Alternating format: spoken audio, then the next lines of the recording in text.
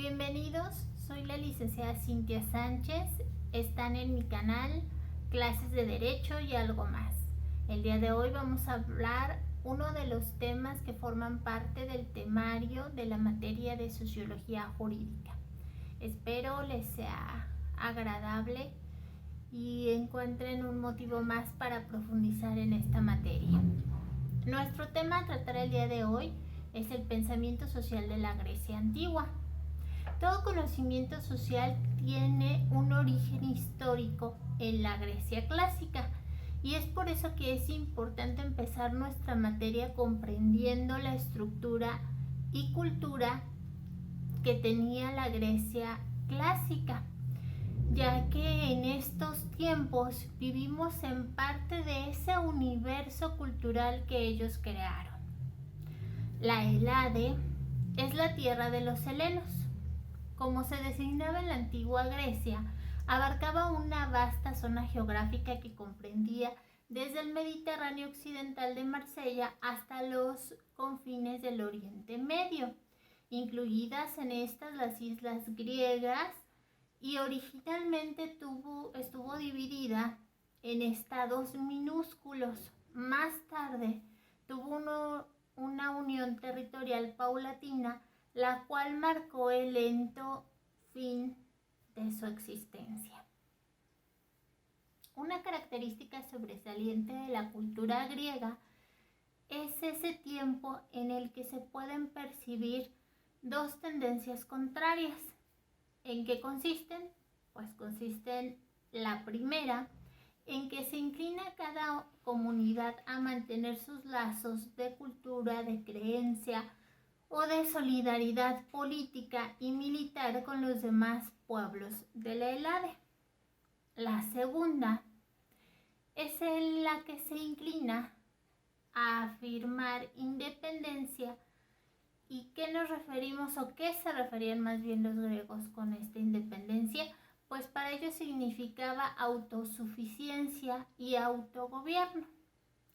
Todo esto obedece a una doble convicción que tenían los griegos de que el único ámbito posible para que un hombre civilizado se desarrolle es aquel que puede abarcar y discernir su entendimiento y con el que puede también identificarse emocionalmente. Solo las comunidades con el tamaño y las características propias de la ciudad-estado responden a estos requisitos. La ciudad-estado es diferente a las tribus primitivas y al mundo oriental. La tribu carece de la posibilidad de discernir las cosas mediante un raciocinio sistemático.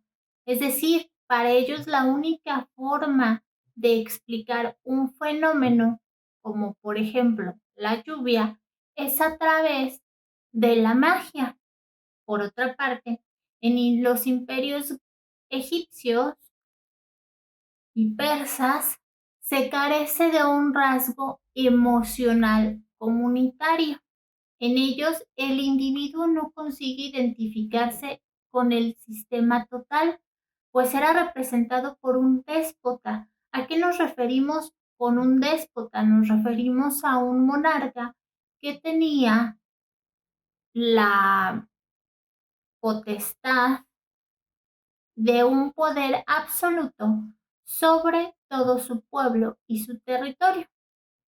Además de esto, de contarse con un dirigente o un representante déspota, existía una amalgama racial y territorial que no permitía que existiera una lealtad hacia las instituciones comunes y que por ende o mayormente estas instituciones eran de índole fiscal y represivo.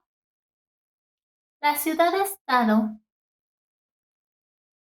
evita tener estos dos extremos, es decir, evita que se ponga un tope a un raciocinio sistemático y evita que se caiga en la falta de identificación emocional. Por ello, el griego de esa época consideraba bárbaros a todos los hombres que vivían esclavos de la naturaleza, es decir, al resto de las tribus de Europa, así como a sus súbditos y a los vasallos que se encontraban bajo la tiranía asiática, como sus vecinos en ese tiempo del este. El desarrollo del pensamiento crítico de los griegos se da gracias a una serie de condiciones también materiales. Una de estas condiciones es que parte de Grecia está en la zona más cercana a las primeras civilizaciones. Por otra parte, su conformación orográfica, es decir, el relieve que existe de su península, es muy complicada, de modo que el país queda dividido en un gran número de valles o de islas. El mutuo aislamiento que existía de estas zonas tiende a aumentar la individualidad de cada uno de los grupos humanos que habitaban en esas zonas. Sin embargo, ese aislamiento, separación, se compensa con otro elemento. Este otro elemento material es el mar, el cual permitió un intercambio de ideas y de bienes, aumentando la imaginación helénica, mientras la rocosa complejidad geográfica de su país le infunde un sentido de la medida y le pone límites, precisos límites a cada una de las comunidades, los cuales por estos límites van a tener o a gozar de una autarquía económica, es decir, de un sistema económico que se basa con sus propios, o se abastece con sus propios recursos, evitando las importaciones. Es decir, no necesitaban ellos obtener materiales de otros países o de otros pueblos, sino ellos eran suficientemente autosuficientes. En efecto, la ciudad-estado de Grecia posee en sus primeros siglos la unidad y las virtudes políticas características de las tribus transhumantes, en las que el sentimiento de pertenencia al grupo y el conocimiento mutuo personal y directo son tan descollantes, pero por otro lado, la polis es un estado territorial donde tiene lugar toda gran variedad de las actividades humanas, como por ejemplo la agricultura, la política, el comercio, que son condiciones necesarias para la existencia de cualquier cultura superior. Mientras existe la polis genuina, los rasgos tribales persisten también. Una tribu se pertenece solo por estirpe, pero por ello los estados griegos no sabrán nunca resolver el conflicto entre ciudadanos y extranjeros y esclavos. Los esclavos, por mucho que convivan con el cuerpo de ciudadanos, nunca van a ser asimilados durante la historia de la cultura helénica como parte de la tribu. La polis es, pues, la única unidad política pensable para el heleno, Hasta para sus filósofos más grandes e imaginativos, la polis va a ser nuestra única medida política. Estas colonias fundadas por una ciudad-estado en algún lugar de la cuenca mediterránea pasaban a ser en sí mismos estados independientes, aunque estuvieran unidas por la religión o pactos de paz o por ayuda de la metrópolis fundadora. Todo ello sencillamente porque el griego pensaba que en gran parte de la ética y de la forma de vida del griego es de que el estado territorial no estaba hecho a la medida del hombre. Entonces ellos insistían en que la polis, ante todo, la polis es pues la única unidad política pensable para el heleno, hasta para sus filósofos más grandes y más imaginativos. Las colonias fundadas por una ciudad-estado en algún lugar de la cuenca mediterránea pasaban a ser en sí estados independientes, aunque estuvieran unidas por religión, pactos de paz o pactos de ayuda con la metrópoli fundadora. Todo ello sencillamente porque el griego pensaba que el gran estado territorial no estaba hecho a la medida del hombre. Por eso hay que insistir en que la polis para el griego era una ética y una forma de vida. El teatro, los festivales religiosos, las discusiones en las plazas del mercado, las decisiones bélicas o comerciales, todo ello es para el griego una vida política o de la polis. No es que confunda unas cosas con otras, sino que las concibe de una forma integral o en un conjunto único.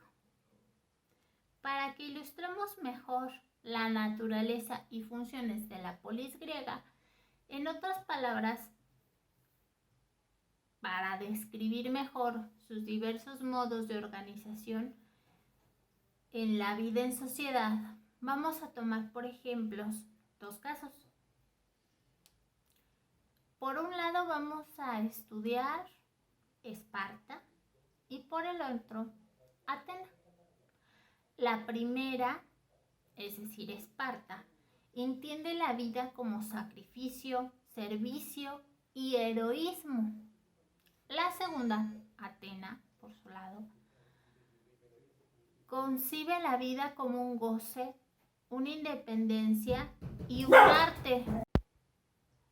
Para ilustrar mejor la naturaleza y funciones de la polis griega, o en otras palabras, para describir mejor los modos de organizar la vida en sociedad, vamos a tomar en cuenta o como ejemplos dos casos en especial. El primero es Esparta y el segundo es Atenas. Esparta tiene una vida de sacrificio, servicio y heroísmo, y Atenas resalta como una vida de goce, con independencia y arte. Sin embargo, estas virtudes las poseen ambas en ciertas medidas.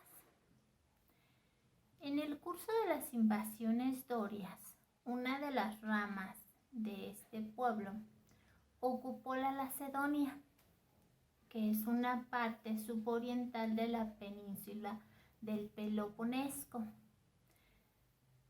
Después de haber subyugado a la población del valle del río de Eurotes, que discurre por el centro del país, esta tribu se estableció en sus orillas en una ciudad que nunca perdió el aire de campamento militar y que se llamó Esparta. Los conquistadores le llamaron lacedemonios. El sistema espartano estaba basado en el mantenimiento del dominio por parte de los espartiatas. Este dominio directo y absoluto sobre las vidas de sus numerosos vasallos, que eran llamados elotes. El estado de los lacedemonios en este sentido era idéntico a cualquier otro no griego, en el que un grupo conquistador mantenía por todos los medios a su alcance su supremacía sobre el resto de los juzgados. Pero era diferente en una cosa con los espartanos. La sociedad lacedemonia quería conformarse según los principios de un ideal. ¿Y qué ideal es este? Bueno, pues este ideal consistía en, con lo que ya hemos comentado, el estrato dominante del que eran parte los espartiatas, que son los descendientes de los conquistadores. Sus vasallos se componían en dos grupos. El primero estaba conformado por los elotes, esclavos del estado espartano y no de individuos particulares. El segundo consistía en los llamados periecos, agentes que gozaban de libertad, pero que eran excluidos de toda decisión bélica o política. Es curioso descubrir que la situación económica de los elotes no era en realidad mala. Se les obligaba a contribuir con una cuota fija de su trabajo y los espartanos les dejaban a cambio incrementar sus bienes cuanto quisieran. Es decir, no había límite.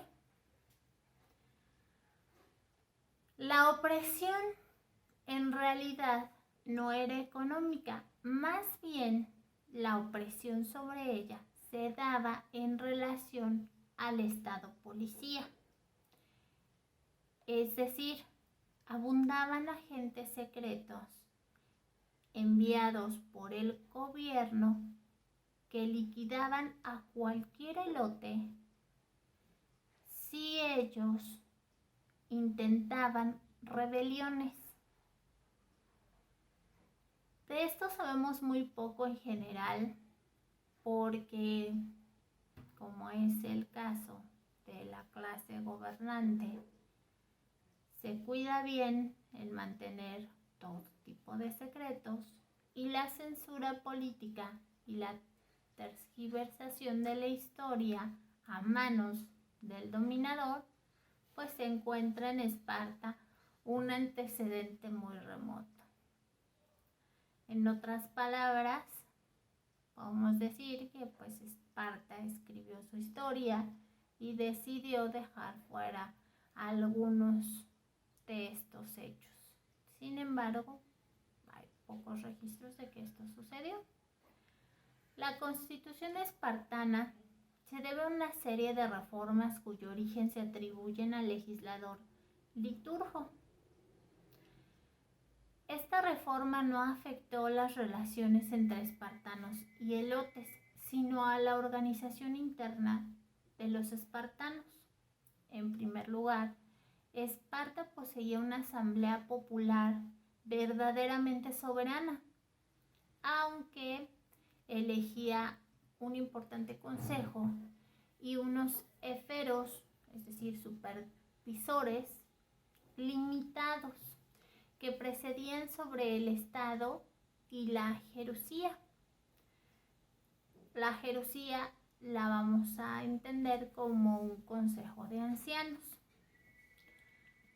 Ambas instituciones, es decir, tanto el Consejo de Ancianos como la Asamblea tienen algunos restos o se encontraba parte de ellos en la Constitución anterior, porque trae elementos de aristocracia. Dentro del cuerpo de ciudadanos, el cambio político conocido como la Reforma de Licurgio, lleva el nombre de su creador, consistió en una democratización evidente, aunque ni el número de los espartiatas con plenos derechos ni sus formas de vida puedan permitirnos el considerar a Esparta como una democracia. Pero sí podemos, por otra parte, destacar el socialismo occidental que tenía su origen remoto en esta ciudad lacedemonia. Claro está que se trata de lo que podríamos llamar un socialismo de Estado y además con características marcadamente castrenses y elitistas. En plena niñez, el ciudadano pasaba a la tutela del Estado y dedicaba su vida enteramente a la profesión militar. Es en esto en lo que vemos el socialismo castrense y elitista. Cuando no estaba ocupado en una expedición bélica, vivían en cofraditas. Las cofraditas eran pequeñas unidades de combate compuestas por ciudadanos. En estas cofraditas convivían en comedores colectivos y su vida era sencilla y humilde, incluso en tiempos de paz, ya que para los espartanos el ideal suponía una austeridad excesiva, inclusive llegaban al grado de una abnegación individual. Algo que iba en contra de las tendencias generales de la vida griega, pero que no dejaba de ser un ideal y por el simple hecho de ser un ideal, fascinaba a los demás helenos o amigos o enemigos del pueblo lacedonia. Por otro lado, ahora platiquemos sobre Atenas. Atenas creció y consolidó sus instituciones durante el mismo periodo que Esparta, pero por muchas razones en sentido opuesto. Una vez, en vez de ser una ciudad continental, Atenas se alza a las orillas del Egeo, en el centro de la península ática, con un puerto excelente, el Pirineo. Sus pobladores eran jonios y parece que sufrieron menos que otros pueblos de este grupo griego el embate de las invasiones dorias.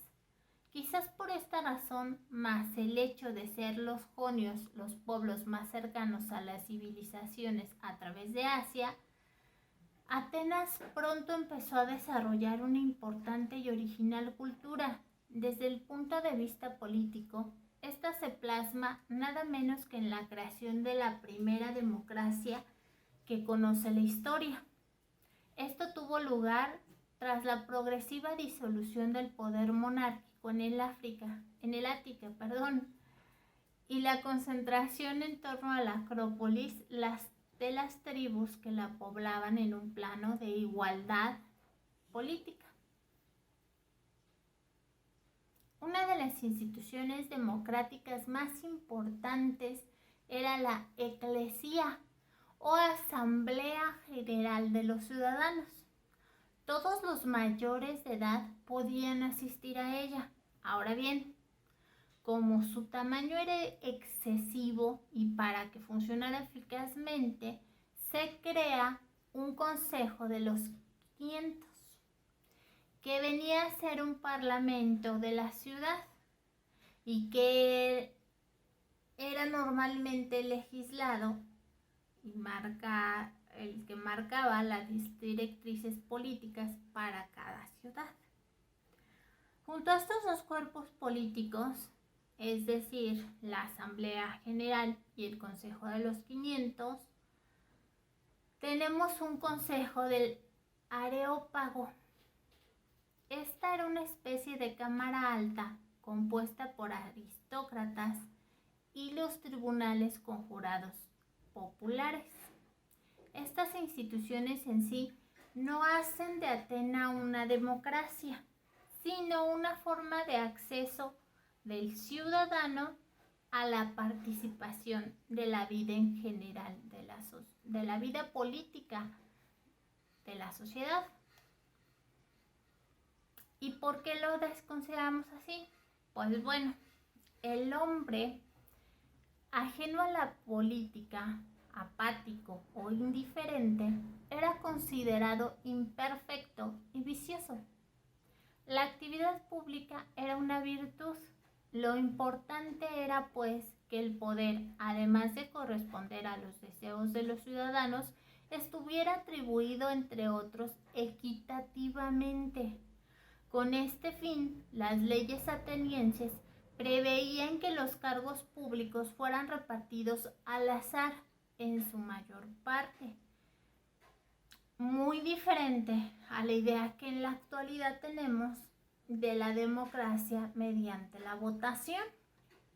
Por otra parte, Atenas no se constituye en un gobierno centralista, a pesar de su pequeñez, sino en un conjunto de barrios que, mal llamados, les dicen algunos tribus o demos. Estos barrios contaban con autonomía administrativa y de ellos salían los candidatos para la Asamblea de los 50, una sección reducida del Consejo de los 500, como ya lo mencionamos, y que posee, curiosamente, una mayor capacidad de maniobra y eficacia. Este consejo contaba con un presidente quien por el simple hecho de serlo, ocupaba un poder supremo en la ciudad-estado. Pero este honor solo se podía poseer durante un día, una sola vez en la vida. Un día, una sola vez en la vida. Hasta este extremo llegó la actitud sospechosa del pueblo ateniense frente al poder prolongado de una sola persona. En otras palabras, para los atenienses era muy importante que el poder no lo tuviera una persona más allá de un día, porque les preocupaba que pudiera corromperse esa persona con tanto poder. Así el pueblo ejercía su control sobre el gobierno a través de sus tribunales. Estos estaban formados por individuos nombrados por los demos, es decir, las tribus chiquitas que ya comentamos, que conforman la ciudad-estado, y podían juzgar sin apelación a cualquier ciudadano, es decir, sin que hubiera un recurso después, una forma de evitar ese juicio. Eran perseguidos los ciudadanos a través de estos tribunales y castigados por este mismo tribunal.